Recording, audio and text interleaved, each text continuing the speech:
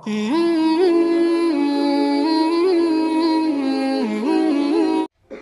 ایک بات یہ بھی ہے اس میں یہ بھی ہے جو اچھی طرح سمجھنی چاہیے کہ اس راستے میں اور اس میدان میں امانت داری کے ساتھ کام کرو۔ کیسے؟ امانت داری کے ساتھ کام کرو، کیونکہ آپ جانتے ہیں کہ شہد کے چھتے کے نیچے بہت سی مکھیاں مری پڑی ہوتی ہیں۔ کیوں؟ اس لیے کہ اس شہد کے چھتے میں داخلے کا ایک راستہ ہوتا ہے، جہاں ایک مکھی وہ تعینات ہوتی ہے اس پر کہ اگر کوئی مکھی غلط چیز چوس کر لائے گی تو اس کو اندر داخل نہیں ہونے دیا جائے گا، بلکہ اس کو قتل کر کے مار کے گرا دیا جائے گا کہ تم غلط چیز لائی ہو۔ اور ہم یہاں انسانوں کی شفا کے لیے دوا تیار کر رہے ہیں اور تم غلط چیز لے کر آئی ہو۔ جو مکھی غلط چیز چوس کر آتی ہے اس کے لائی ہوئی چیز کی جانچ ہوتی ہے، اگر وہ چیز قابل قبول نہیں ہے تو پھر ایسی مکھی کو قتل کر دیا جاتا ہے۔ ہاں سوچو تو صحیح۔ ہم تو اناب شناب جو چاہیں بیان کر دیں، جو چاہیں دیکھ لیں، جو چاہیں بات کر لیں، جہاں سے جو چیز ملے اسے لے آویں، صحیح غلط کی کوئی تمیز نہ ہو کہ کیا کرنا، کیا نہیں کرنا، کیا لینا، کیا نہیں لینا، کچھ پتہ نہیں۔ اور وہاں اگر مکھی غلط چیز چوس کر آئی ہے تو اس کو اس چھتے میں داخلہ ہی نہیں ملتا۔ کیوں بھائی؟ سنا آپ نے؟ اس میں اس کو داخلہ ہی نہیں ملتا، پہلے ہی اسے مار کر ختم کر دیا جاتا ہے اس کو۔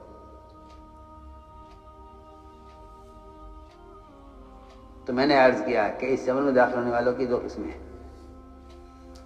جو عیب تلاش کرنے کے لیے داخل ہوتے ہیں ان کی مثال سور خنزیر کی طرح ہے، جی ہاں، اور جو خیر کے متلاشی ہوتے ہیں ان کی مثال شہد کی مکھی کی طرح ہے۔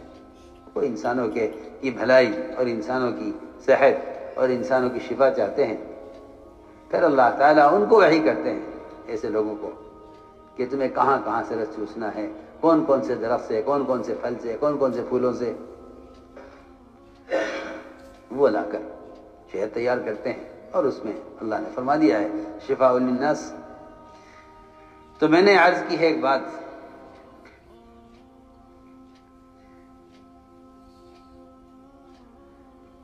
کہ لوگوں کے اندر خیریں تلاش کرو اور خوبیاں تلاش کرو۔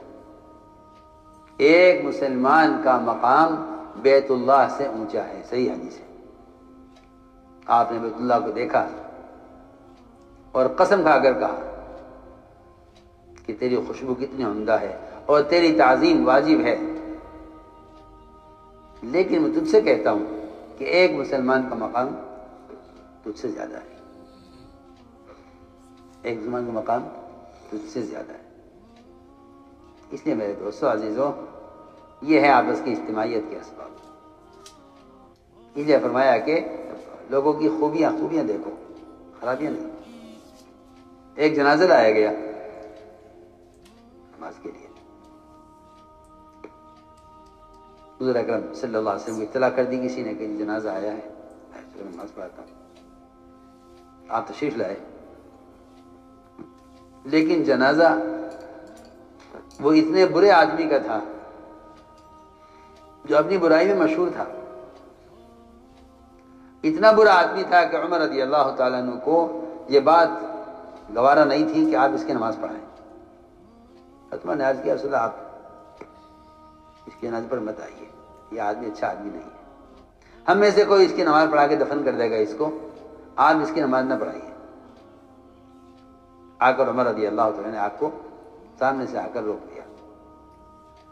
آپ صلی اللہ علیہ وسلم نے اعلان کیا صحابہ میں کہ بتاؤ بھائی تم میں سے کسی شخص نے اس مرنے والے کو کوئی عمل کرتے ہوئے دیکھا ہے؟ یاد ہے کہ عمر رضی اللہ تعالیٰ عنہ آپ کے مشیر خاص ہیں، آپ کے وزیروں میں ہیں، دو وزیر ہیں آپ کے، ابو بکر عمر آپ کے مشیر خاص ہیں، آپ ان سے پوچھے بغیر کوئی کام کرتے نہیں تھے. اتنا قریب کا آدمی آپ سے یہ کہہ رہا ہے کہ آپ اس کی نماز مت پڑھائیے. اس کی نماز مت پڑھائیے. قریب والے کرتے ہیں یہ دیکھیے یہ یوں ہے یہ اس طرح ہے آپ یہ نہ کیجیے یہ کیجیے. آپ نے اس کے کہنے پر حضرت عمر کے کہنے پر اعلان کیا صحابہ نے بتاؤ بھائی سب بتلاؤ. حالانکہ جس کے بارے میں مشہور ہے کہ آدمی برا آدمی ہے اس کے بارے میں اعلان ہو رہا ہے اس کی ایک نیکی تلاش کرنے کے لیے. کوئی ایک نیکی کوئی ایک خیر کیوں کیا اس اعلان کا کیا مقصد تھا؟ اس اعلان کا مقصد صحابہ کو اس بات کی تعلیم دینا تھا کہ اگر کسی آدمی کے اندر 99 خرابیاں ہیں اور صرف ایک خوبی ہے تو یہ ایک خوبی اس کی 99 خرابیوں پر غالب آئے گی اور اس ایک خوبی کی وجہ سے اس سے محبت کی جائے گی. آپ نے اعلان کیا. آپ نے اس کی پرواہ نہیں کی کہ لوگ یہ کہیں گے نہیں اس میں کوئی خیری نہیں تھی. تلاش کرو کچھ تو ملے گا. جی ہاں میں کیا عرض کروں ہم مسلمان کے اندر اتنی خوبی تلاش نہیں کرتے جتنی خرابیاں تلاش کرتے ہیں.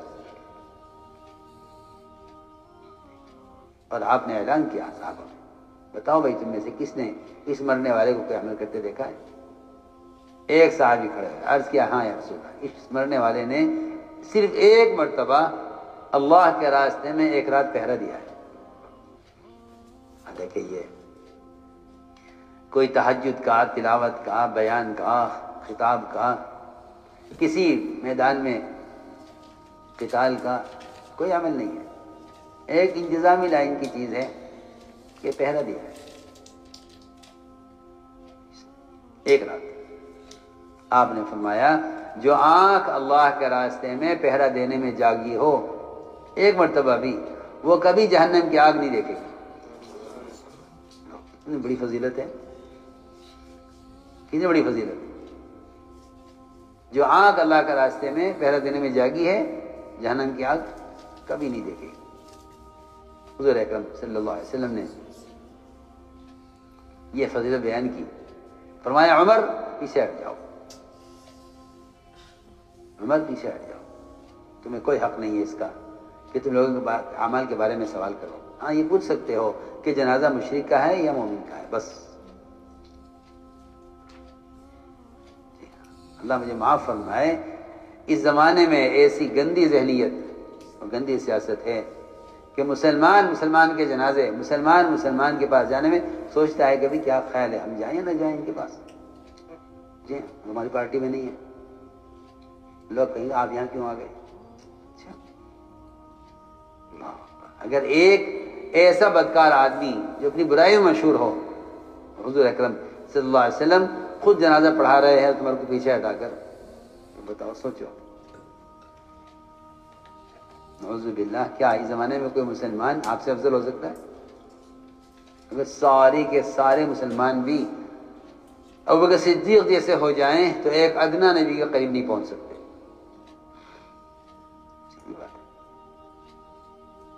اور آپ ایسے آدمی کی نماز پڑھا رہے ہیں کہ جس کی نماز پڑھانا حضرت عمر کو پسند نہیں ہے. اس لیے میرے دوستو عزیزو بات ساری یہ تھی کہ آپس کی اجتماعیت ممکن نہیں جب تک مومن کے بارے میں گمان ٹھیک نہیں ہوگا اور مومن کے قول و فعل کی اچھی تعبیر نہیں کی جائے گی تو آپس کا اجتماع نہیں ہوگا. سمجھتے تھے جہاں افتراق ہوگا وہاں غیبتیں چلیں گی. جہاں افتراق ہوگا وہاں غیبتیں چلیں گی. جہاں افتراق ہوگا وہاں غیبتیں چلیں گی. اس نے فرمایا کہ اپنے آپ کو متہم کرو اپنے آپ کو تو متہم کرو اور دوسروں کی خوبیاں بیان کرو. اپنے آپ کو متہم کرو دوسروں کی خوبیاں بیان کرو. اپنی خرابیاں سوچو اپنی خرابیاں سوچو ورنہ تو حدیث میں آتا ہے کہ دوسروں کی آنکھ کا تو اس کو بال بھی نظر آ جاتا ہے اور اپنی آنکھ کا شہتیر بھی محسوس نہیں ہوتا، جبکہ آپ جانتے ہیں کہ اگر پلک ٹوٹ کر صرف ایک بال پلک کا ٹوٹ کر آنکھ میں چلا جائے تو پہلوان سے پہلوان آدمی جی ہاں پریشان ہو جاتا ہے. کیوں بھائی؟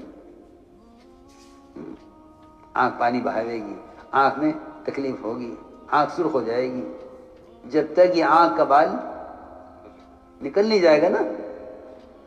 جی ہاں پہلوان سے پہلوان آدمی بھی رگڑتا ہی رہے گا آنکھ کو. حدیث میں فرمایا، عجیب بات فرمایا حدیث میں. جی ہاں یہ جو لوگ غیوب دیکھتے ہیں نا ان کو اپنی آنکھ کا تو کیا شہتیر جانتے ہو کسے کہتے ہیں؟ گارڈر جو رکھا تھا نا، گارڈر درمیان میں ٹکڑیوں کو رکھنے کے لیے گارڈر رکھتے ہیں بیچ میں، سب سے بڑی بلی، سب سے بڑا گارڈر جس پر ٹیارن رکھ کر چھت ڈالی جاتی ہے، اسے کہتے ہیں شہتیر. کسی کی آنکھ میں گھس جائے محسوس ہوگا نہیں. یہ فرمایا حدیث کہ اپنا عیب تو آدمی کو نظر نہیں آتا، دوسرے کی آنکھ کا بال نظر آتا ہے. اس لیے فرمایا دیکھو یہ کام ایسا کام ہے کہ اس میں اپنی خرابیاں دیکھو اور دوسروں کی خوبیاں دیکھو. اپنی خرابیاں دیکھو، دوسروں کی خوبیاں دیکھو، اور اجتماع ہو جائے گا. اس آپس میں اجتماع ہو جائے گا. اپنی خرابیاں دیکھتے چلے جاؤ، دوسروں کی خوبیاں دیکھتے چلے جاؤ، اور جہاں خرابی نظر آئے کہ اس سے ایسے رخ پھیر لو جسے آپ جانتے ہی نہیں ہیں. تو میں نے ساری باتیں عرض کی ہے کہ اللہ تعالیٰ کی مدد اور نصرت وہ آپس کی اجتماعیت کے بغیر ممکن نہیں ہے، اور آپس کا اجتماع مومن کی فعل اور قول کی تعویل کیے بغیر ممکن نہیں ہے. مسلمان قول و فعل کی اچھی تعویل کرو. یہ اس کام کا مزاج ہے. ہر کام کا ایک مزاج ہوتا ہے. لوگ پوچھتے ہیں اس کام کا نہج کیا ہے؟ کیا نہج؟ ہمارے یہاں نہج تو بہت آسان ہے. آپ کی رائے یہ ہے، آپ کی رائے وہ ہے، آپ کی رائے یہ ہے، آپ کی رائے وہ ہے. یہ کوئی نہج نہیں ہے. یہ دیکھ لو کہ سنت کیا ہے، بس. اس کام کا نہج سیرت ہے. اس کام کا نہج سیرت ہے. بہت آسان بات ہے. اس لیے کہ امام مالک فرماتے ہیں رحمۃ اللہ علیہ، خود ابو بکر صدیق رضی اللہ عنہ کا بیان ہے اس پر. وہ فرماتے ہیں کہ اس امت کے بعد والوں کی اصلاح ہوگی نہیں جب تک امت یہ نہیں وہ نہ کرے گی اس امت کے پہلوں نے کیا ہے. امت کے پہلوں نے کیا ہے، اسی میں امت کی اصلاح ہے. جس امت کے پہلوں نے کیا ہے امت وہ نہیں کرے گی، امت کی اصلاح نہیں ہوگی. امت کی اصلاح ان طریقوں میں ہے جو طریقے پہلوں کے طریقے ہیں. اس لیے امام شعبی فرماتے ہیں کہ جو چیز تمہیں صحابہ سے ملے اس کو تو اختیار کر لینا فوراً، اور جو صحابہ کے بعد والوں سے ملے اس کو نفرت کے ساتھ چھوڑ دینا. فلاں یہ کہہ رہا، فلاں یہ کہہ رہا، فلاں یہ کہنے دو. اس لیے کہ علم صرف صحابہ کا علم ہے، بعد والوں کا علم نہیں ہے. بعد والوں کا علم، امام مالک فرماتے ہیں علم صرف وہ ہے جو صحابہ سے منقول ہے. جو صحابہ سے منقول نہیں ہے وہ علم نہیں ہے. وہ تو آپ کی رائے ہے، غلط بھی ہو سکتی ہے. علم صرف وہ ہے جو صحابہ سے منقول ہے. جی ہاں صاف صاف عرض کرتا ہوں، امت کی اجتماعی جس میں ہے، جی ہاں کہ صحابہ کو مقتدا بنا دو بس. امت کس میں اجتماعیت ہے؟ بعد والوں کی بات رائے ہے، علم نہیں ہے. علم تو صرف صحابہ کا علم ہے. جو چیز صحابہ کے علاوہ سے ملے اس کو نفرت کے ساتھ چھوڑ دو، اور جو چیز صحابہ سے ثابت ہے اس کو اہتمام کے ساتھ پکڑ لو. اصحابی کا نجوم، میرے صحابہ ستاروں کی طرح ہیں، اقتدا کرو گے ہدایت پا جاؤ گے. اس لیے دوستو عزیزو ساری بات یہ تھی کہ اپنا مزاج یہ بناؤ، اپنا مزاج یہ بناؤ. جی ہاں کانوں کے پکے رہو، کانوں کے پکے. جی ہاں پاکانوں تو پکے رہو. منافقین تنگ آ گئے تھے اس بات سے کہ ہم انہیں لا کر خبریں سناتے ہیں محمد صلی اللہ علیہ وسلم کو اور یہ سنی کی انسنی کر دیتے ہیں. ہاں سنی کی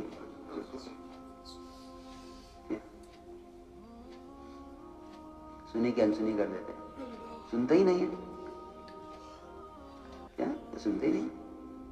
بہت آسان بات ہے.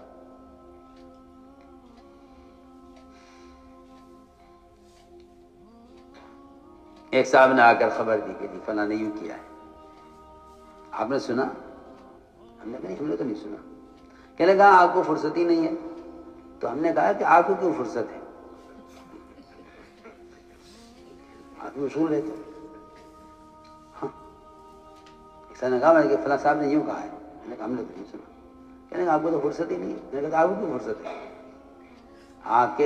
آپ کے کسی غلط کام میں آپ کا وقت لگا ہے، اس کا مطلب یہ ہے کہ آپ کام میں مشغول نہیں ہیں. کام میں آپ مشغول نہیں ہیں. جی یہ آسان بات ہے. آدمی اتنا مشغول ہو کہ اس کو ہمت ہی نہ ہو کسی کی کہ ان سے کب بات کی جائے. اس لیے میرے دوستوں عزیزوں، یہ ہے اس کام کا مزاج. اس طرح چلیں گے تو پھر تربیت بھی ہوگی اور ترقی بھی ہوگی، اجتماعیت بھی ہوگی اور اللہ کی نصرت بھی ہوگی.